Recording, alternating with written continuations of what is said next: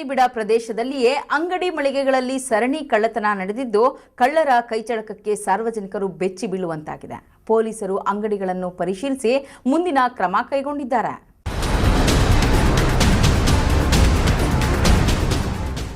ಚಿಂತಾಮಣಿ ನಗರದ ಅತ್ಯಂತ ಜನನಿಬಿಡ ಮತ್ತು ವಾಹನ ದಟ್ಟಣೆಯ ರಸ್ತೆಯಾದ ರಾಷ್ಟ್ರೀಯ ಹೆದ್ದಾರಿ 234 ರಸ್ತೆಯ ಎಂಜಿ ರಸ್ತೆಯಲ್ಲಿ ಗೋಪಸಂದ್ರ ಗ್ರಾಮದಿಂದ ನಗರದ ವಾರ್ಡ್ ನಂಬರ್ 31 ತಿಮ್ಮಸಂದ್ರವರೆಗೂ ಹಲವಾರು ಅಂಗಡಿಗಳಲ್ಲಿ ಸೋಮವಾರ ತಡರಾತ್ರಿ ಅಂಗಡಿಗಳ ಶಟರ್ಗಳನ್ನು ಮುರಿದು ಕಳ್ಳರು ಸರಣಿ ಕಳ್ಳತನ ನಡೆಸಿದ್ದಾರೆ. ನಗರದ ಶಿಡ್ಲಘಟ್ಟ ರಸ್ತೆಯ Madhu silks and sarees, Vakool medical general store, Ramraj cotton ಮತ್ತು ಬನಿಯನ್ ಬಟ್ಟೆ ಅಂಗಡಿಗಳಲ್ಲಿ ಕಳ್ಳತನಗಳನ್ನು ನಡೆಸಿದ್ದಾರೆ.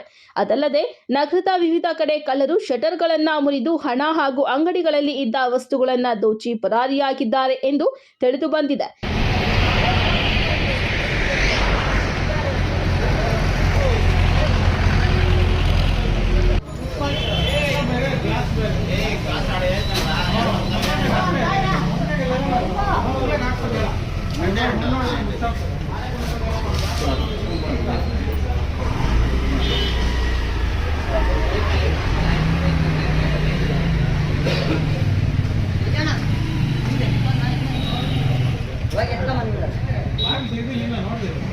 ಚಿಂತಾಮಣಿ ಟೌನ್ 31ನೇ ವಾರ್ಡ್ ತಿಮ್ಮಸಂದ್ರ. ನಮ್ಮ ಅಂಗಡಿ ಮಧು ಸಿಲ್ಕ್ ಅಂಡ್ ಸ್ಯಾರೀಸ್ ಅಂತ.